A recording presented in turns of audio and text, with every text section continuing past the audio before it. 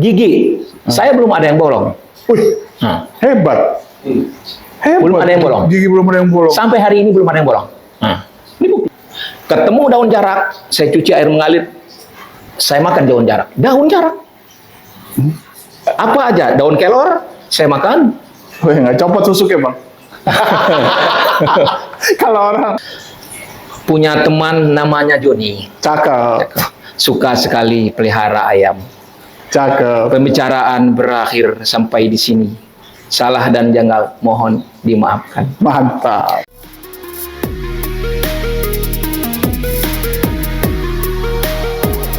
Selamat sore rekan-rekan Gedeya Kreatif. Hari ini saya berkesempatan hadir di rumah Bapak Salim Nedos.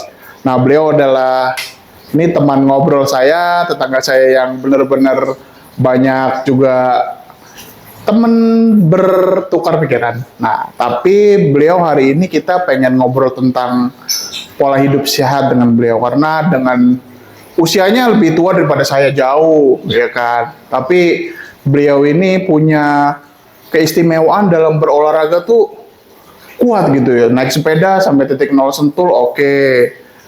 Bola, oke. Futsal yang nggak ada capeknya, oke. Itu ya mau tanya seputar kesehatan aja sih, tips and tips sampai umur sekian masih tetap bugar, sehat, masih aktif, tanpa capek, tanpa lelah, dan ya alhamdulillah pada saat masa COVID juga beliau tetap aktif dan nggak tahu ya kena COVID apa enggak, tapi beliau saya lihat nggak ada indikasi ke sana, jadi mereka semangat gitu, semangat terus, hidupnya enak gitu. Oke Bang, sehat Bang? Alhamdulillah sehat. Ya, gimana nih Bang tipsnya nih Bang? Ya, Nih makasih. saya mau nanya nih. Makasih. Assalamualaikum warahmatullahi wabarakatuh. Waalaikumsalam warahmatullahi. Selamat sore bagi kita semua. Makasih Bang Andika Siap. sudah berkunjung di kediaman saya Siap. pada sore hari ini, ya hari Minggu, tanggal 18 Agustus 2024, yang bertepatan baru sehari kita lalui memperingati Hari Kemerdekaan Republik Indonesia yang ke-79. Ya. Nah, terus kita di sini akan cerita sedikit ya. Rasulullah mengatakan dan mengajarkan kita semua bahwa dianjurkan silaturahim. Ya, silaturahim. Insya Allah kalau kita selalu bersilaturahim akan memperpanjang umur dan tali persaudaraan, ikatan tali persaudaraan kita tidak akan terputus sampai anak cucu dikarenakan silaturahim kita jaga. Oleh karena itu, maka perbanyaklah silaturahim ketika kita diberi kesempatan hidup sehat. Siap. Nah, saya akan cerita sedikit nih cara menjaga pola hidup sehat. Cara menjaga pola hidup sehat. Ya, cara menjaga pola hidup sehat itu yang pertama adalah pola makan. Pola makan. Pola makan. Pola makan itu adalah mencerminkan hidup kita ke depan akan insya Allah menjadi sehat. Tapi ada catatan-catatan yang harus kita lakukan. Pertama, kita harus mengonsumsi makanan yang bergizi. Makanan bergizi itu kan banyak. Nah, Bisa daging, bisa ayam, bisa telur, bisa minum susu, teh hijau, dan rempah-rempah dan sayur mayur. nah, Tapi ketika kita abaikan makanan itu, kita tidak pedulikan makanan itu, akan mudah sekali kita akan menyebabkan mudah sekali sakit. Nah, tetapi jangan lupa juga, jangan kita tidak menyadari, wah, mentang-mentang dianjurkan makanan sehat, kita tidak kontrol makan yang berlebihan. oh, Berlebihan, misalnya, ini ada daging nih, seharusnya 2 hari kita makan 1 hari. Nah, sebaliknya, ada susu banyak nih, dapat hadiah misalnya dari mana? Minum tegak-tegak. Nah, demikian juga kita makanan yang berlemak, kayak gorengan, terus junk food, makanan yang ada mengandung kemasan, itu dampaknya sangat negatif. Ketika pola itu kita lakukan, kita akan menyebabkan mudah sekali terserang penyakit. Sakit bermacam-macam, bisa hipertensi, bisa kena stroke, bisa dengan obesitas gemuk, bisa lebih dari Bang Andika sendiri. saya Bisa, sudah bisa gemuk lebih, banget. bisa. Terus bisa kanker. Kalau kita tidak tahu cara mengaturnya. Pola mengaturnya itu yang sangat penting bagi kita Dan juga jangan lupa itu tadi, kita harus menjaga pola makan. Pola makan. Itu yang pertama. Yang kedua, kita harus membiasakan perilaku hidup bersih. Perilaku hidup bersih. Gimana itu Bang ceritanya? Perilaku hidup bersih itu adalah ketika kita makan, usahakan ya, bukan wajib, usahakan kita mencuci tangan terlebih dahulu dengan cara pakai sabun air mengalir. Sekarang di eranya kok selesai COVID udah mulai lupa orang. Nah, itu dia. Itu pada saat COVID itu apa kenceng ya di kuping itu Kuping, tuh, cuci tangan pakai sabun air mengalir. Kita jaga itu. Ya. Kita jaga itu. Kadang-kadang kita ke kantor. Udah pakai helm. Ya. Sudah pakai masker. Sudah pakai sarung tangan. Ya. Sedangkan kantor kita itu ada yang 10 kilo, bahkan ada yang lebih. Ya. Di dalam perjalanan itu kan banyak sekali kan debu.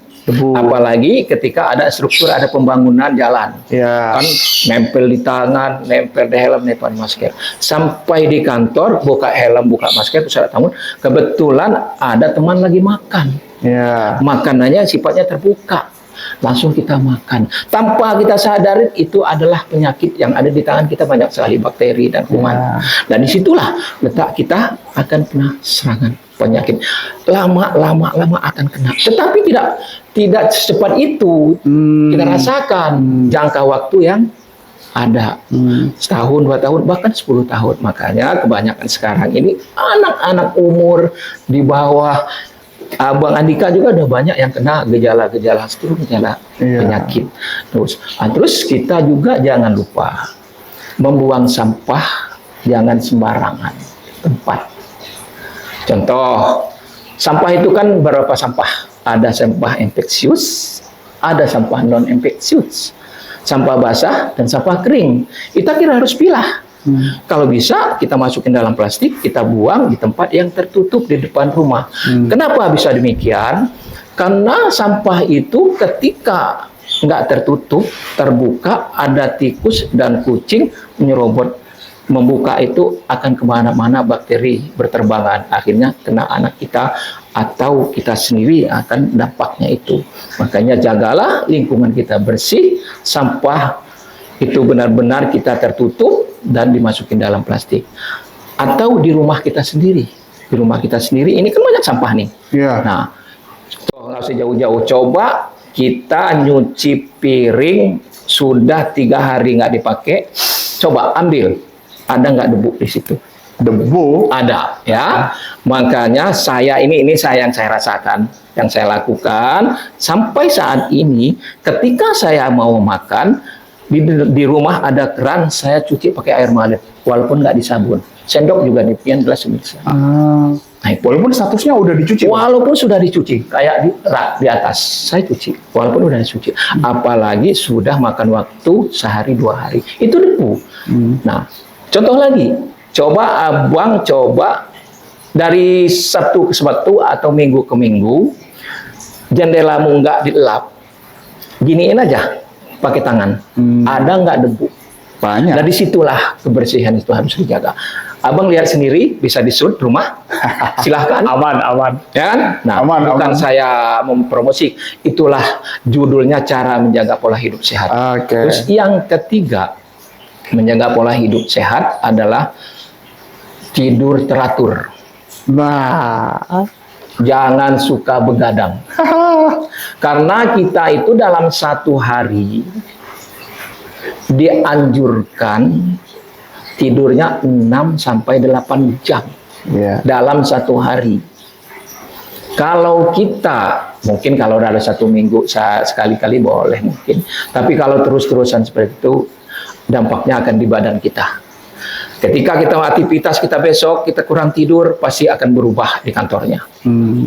Ya kan? Nafsu makan juga kalau kurang tidur itu akan berkurang. Semuanya. Karena pernah dulu, saya ketika masih menengah atas tingkat kelas 1 SMA, saya pernah dalam 1 minggu berturut-turut nggak tidur. Kok saya rasanya seperti ini? Nah, ternyata setelah saya pelajari, saya coba tidur jam 8, jam 9, bangun jam 4 atau jam 5 mandi, itu lebih gagah, lebih sehat, Betul. lebih eksis. Nah, disitulah pola ini saya nggak berubah. Bahkan cara merawat badan sendiri, tubuh kita sendiri ini ada hak masing-masing. Ada Mata hak. itu haknya apa? Iya. Tidur. Tidur. Kuping haknya apa? Untuk mendengar. Ah. Hidung untuk apa haknya? Mencium. Mulut untuk berkomunikasi. Jadi di semua tubuh kita itu ada hak masing-masing. Itulah pola-pola seperti itu kita harus jaga. Jadi badan kita punya hak masing-masing ya. Mata itu punya hak tidur. Kuping, hidung, telinga itu punya hak.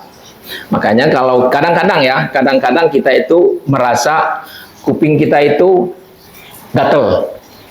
Padahal kita habis melakukan sesuatu, habis kotor dan sebagainya kita garuk.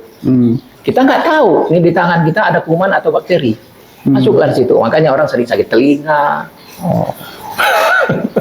Dapatnya di situ. Makanya pola hidup saya itu nggak gampang. Bisa dijalankan asal mau. Tapi kadang-kadang pasrah nggak bisa begitu. Kita nggak bisa begitu juga pasrah. Emang semuanya kembali kepada Allah. Nah, cuman kita dulu dong berbuat dulu kita ini melakukan sesuatu dulu. Kalau memang sudah ikhtiar, ya nggak masalah. Ikhtiar belum, tapi kita berpasrah itu nggak bisa. Ya, harus kita lakukan. Kayak hidung, nah kan? Kadang-kadang gigi, saya belum ada yang bolong. Hebat.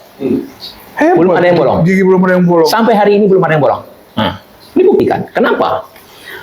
Karena saya pernah bertanya, diskusi sama dokter spesialis bedah mulut dan sebagainya. Saya tanya, dok, penyebabnya orang masih umur sekian tahun, bahkan anak sekarang aja umur 15 tahun, ada yang giginya udah bolong, ada yang udah sakit gigi. Kenapa penyebabnya? Apakah karena dia suka makan coklat? Dok, bukan itu. Saya termasuk salah satu gagal. Dokter sendiri yang ngomong. Dokter itu sendiri yang ngomong bahwa saya sendiri gagal. Kenapa bisa begitu, dok? Karena nggak sikat gigi. Nggak sikat gigi. Bukan berarti nggak sikat gigi.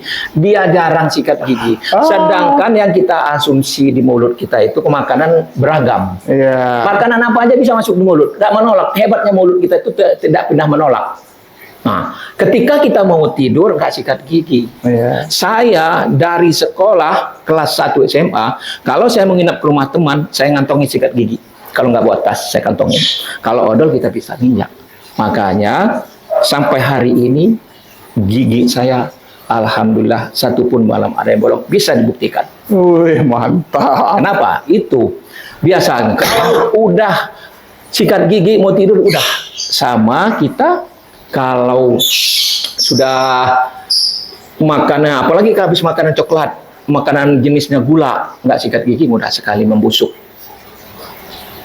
Membusuk gula ya. Gula dan coklat itu mudah sekali membusuk. Ada selah sedikit dia bolong, udah langsung. Sama saya, apa aja saya makan. Ketemu daun jarak, saya cuci air mengalir, saya makan daun jarak. Daun jarak. Daun jarak. Fungsinya, Bang? Menguatkan gigi. Ilmu dari mana, Bang? Soalnya saya ilmu. Oke, silahkan. Soalnya saya kan nggak tahu nih. Saya kan bisa dibilang generasinya mungkin lahir tahun 80 ke sini kan gitu ya. Tidak umum buat kami itu kayak makan daun-daunan kayak gitu ya. Saya nggak tahu umur abang berapa dan nggak pernah nerka juga. Jadi tidak lazim makan buah jarak, daun jarak.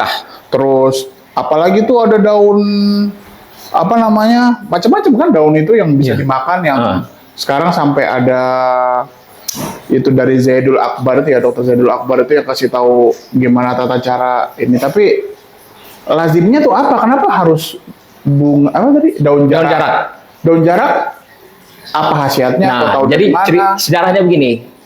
Ketika saya kecil, almarhum saya Mansur sampai dia wafat di umur 76 tahun. Dia mengajarkan saya, kalau mau nguatin gigi, ambil jarak, itu kan ada getahnya. Daunnya dipotel, diginiin di gigi. Tuh, memang gigi kita itu matinya nggak bersinar. Kayak gini nih bersinar. Karena kena daun jarak itu. Makanya jangan sampai kena tengah. Kita selahkan di ujung-ujungnya sama di dalamnya. Kalau saya ketemu daun jarak itu di mana saja, saya ambil dulu, saya cocokin di sini. Coba aja kamu cari. Kalau daunnya saya cuci, saya makan, saya telan. Tuh, telan daun jarak. Apa aja, daun kelor, saya makan. Wih, nggak copot susuknya, Bang. Kalau orang makan daun kelor kan susuknya takutnya copot gitu kan. Enggak. Masalahnya kan nggak umum kalau ya generasi now itu kan jarang kayak gitu ya. Apalagi kan daun pohon jarak itu di sini juga jarang. Yeah. Saya lihat nggak semua tempat. Nggak semua. Mungkin abang kecil di daerah yang banyak dengan daun jarak. Tapi juga. di tempatnya ini Pak Jumahana, Haji Jumahana pernah ada. Kita mau bersepeda, saya ambil. Pernah ada yang menanya, itu buat apa Bang ngedos? Lihat aja nanti, saya bilang. Begitu saya cuci, saya putar, saya kunyah. Kok dimakan? Apa nggak racun? Saya bilang, ini warisan dari orang tua dulu. Orang tua 76, satu pun nggak ada yang bolong. Hanya kalah di rambut. Kalah di rambut. Tapi kalau giginya satu pun ada yang bolong. Alhamdulillah, saya sampai hari ini belum ada yang bolong. Seangkatan saya, waktu saya pulang kembali ke kampung kemarin, ada namanya Sulaiman, bertiga sama Rusli, sama Sahnuddin. Bengong ngeliat saya ngobrol begini, kenapa bengong? Kata dia, gigi lu bener tuh, asli. Emang kenapa? Ya asli lah, masa palsu? Saya bilang, coba lihat sampai diginiin sama dia. Oh benar, asli kata dia. Dia menunjukkan gigi dia. Padahal saya udah lihat karena dia ngomong. Nah itulah. Jadi badan kita itu kita yang lebih tahu. Kita yang lebih tahu. Oke. Terus yang berikutnya yang keempat, kita lakukan olahraga. Nah, olahraga ini. Jadi olahraga itu kita dianjurkan di dalam 1 minggu itu paling tidak 150 menit. Dalam 1 minggu. Tinggal kita atur. Di dalam 1 minggu itu, kalau memang nggak bisa sekaligus 150 menit, terserah kita atur. Bisa 3 hari sekali, atau 2 hari sekali. Yang paling tidak dia mencapai dalam 1 minggu itu 150 menit. Ya silahkan aja kalau mau lebih. Bersepeda juga boleh olahraganya. Mau futsal juga boleh. Mau lari pagi juga boleh. Mau bulu tangkis juga boleh. Atau lari biasa juga boleh. Silahkan aja. Yang penting kita tahu bahwa udah berapa menit. Nah, olahraga itu kalau kita nggak ada waktu, nggak mesti harus keluar. Di dalam rumah juga bisa olahraga. Ngapain Bang? Ngepel? Ya, kalau rumah kita agak luas sedikit, putar aja. Bolak-balik kita cari aja hitungan menit. Nah, kalau rumahnya yang sudah punya lantai, punya tangga, bisa dia naik turun, pelan-pelan naik turun. Tinggal dia hitung. Tapi jangan juga memaksakan ketika, karena ada anjuran olahraga 150 menit, ini nggak wajib. Nggak harus, tapi ini anjuran. Karena kita akan melawat pola hidup sehat itu tadi. Jangan kita karena harus begitu, kita akan coba maksain. Apalagi di tangga, nggak ada yang ngelihat, puyeng jatuh, itu lebih berbahaya lagi. Yang tahu badan kita itu bisa atau tidak, diri sendiri. Yang lebih paham badan kita itu sehat atau tidak, kita sendiri, nggak orang lain. Kita kelihatan energik, tapi di dalamnya tahunya kita sakit. Nah, maka kita jaga betul masalah kesehatan itu tadi. Kayak kita minum air putih. Air putih itu kan sangat penting. Ya. Karena dalam aturan itu dalam 1 jam kita paling tidak mengkonsumsi air putih itu 6 sampai 80 mg. Ya usahakan dalam 1 hari itu kalau bisa 1000 mg. Nah, tapi bagi orang yang hamil meminum konsumsi air putih itu ya kalau bisa 2000 itu lebih bagus. Bukan berarti kita harus segitu minumnya. aturannya seperti itu, paling tidak minimal. Silahkan kalau mau lebih nggak masalah. Minimal kita ada asupan suplai air minum itu sekitar 1.000 dalam satu hari. Itu pola sehat. Dan bagi yang merokok, ya kurangin merokoknya. Bagi yang suka begadang, ya kurangin begadangnya. Jadi karena itu tadi, sehat itu dari kita dulu. Bagaimana kita menjaga itu. Barangkali itu Bang Andika, saya akan kasih pantun. Punya teman namanya Joni. Cakep. Suka sekali pelihara ayam. Cakep. Pembicaraan berakhir sampai di sini. Salah dan janggal mohon dimaafkan. Mantap. Ini buat pantun buat Bang Andika sama Bang Gema nih. Buah selasih, buah sedap malam. Cakep. Terima kasih saya ucapkan Bang Andika dan Bang Gema. Saya akhiri barangkali itu yang bisa saya sampaikan. Saya akhiri hasbunallah wa ni'mal wakil, ni'mal maula wa ni'mal nasir. Wassalamualaikum warahmatullahi wabarakatuh. Waalaikumsalam. Nah itu ya guys ya, kalau buat kita yang generasi sekarang nih mungkin nggak umum ya. Kalau ada teman-teman nggak umum bicara makan daun dan lain-lain. Nanti kalau ada teman-teman yang mau komen atau apa, komen aja di bawah tuh daun-daun apa sih? Mungkin yang kita kan, saya gedenya di Jakarta, hidupnya di Jakarta ya. Tapi kalau teman-teman yang ada di daerah kan mungkin umum makan-makan daun kayak gitu. Tapi yang kedua yang saya simpulkan dari Bang Salim Nedos ini adalah pola hidup sehat. Asal teman-teman tahu ya, beliau ke masjid sekarang tidak pernah tidak pakai masker. Padahal nggak tahu COVID-nya udah ada apa nggak ada. Jadi itulah yang bisa kita contoh dari dia, pelihara tentang hidup sehat. Hidup sehat itu beneran hidup sehat, bukan yang ngomong doang gitu loh ya kan. Beneran dia hidup sehat. Jadi itu aja dari kami sore ini. Tadi sudah ditutup dengan pantun dari Bang Salim juga. Ya, terima kasih. Selamat sore.